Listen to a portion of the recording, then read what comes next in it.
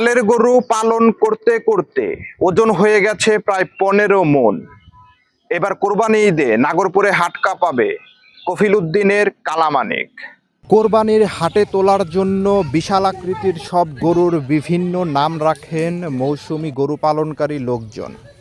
সেই সূত্র ধরেই টাঙ্গাইলের নাগরপুরে 15 মণ ওজন ও 9 ফুট লম্বা গরুর নামকরণ করা হয়েছে কালামানিক।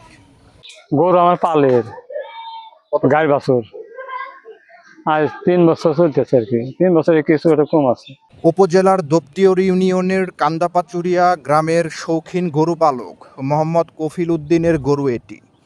এ গ্রামের জীবন্ত এই কালামানিক দেখতে প্রতিদিন ভিড় করছেন ক্রেতাসহ বিভিন্ন বয়সের কৌতূহলী নারী পুরুষ। কালো রঙের শরীরের চঞ্চল স্বভাবের গরু এটি। আর মা ছিল পাবনার, কিনে আনছিলাম এই দেশটা।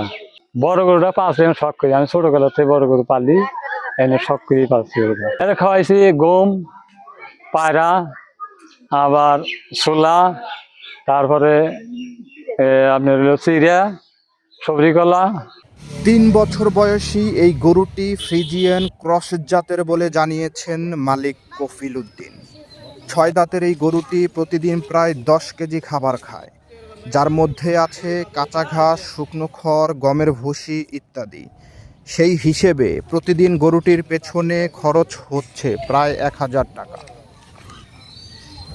ডাল্লায় পালের আছিল উনি কয়ে বেশি আমি করি না, আমি শখ করে গরুটা আমি শখ করে গরুটা আমি পাইলে আর বড় করে তারপর ছাড়বো, আল্লাহ তো রেজেকে থয়, এই জন্য এইভাবে পালছি গরুটা আমি। নিরালাম ময়া নাকি না কি কইতেছে, শিশুরা বাচ্চা পাইলে গেলে কিরম থাকে মার ও তো ওইরকম আমারও ঠেকতে আছে, জানেন না তো আমি বুঝতেছি যেন চাল পোলা কইছিল আসতেছে ওইভাবে আমি কইলে হাই আমার 15 বই পার দছে।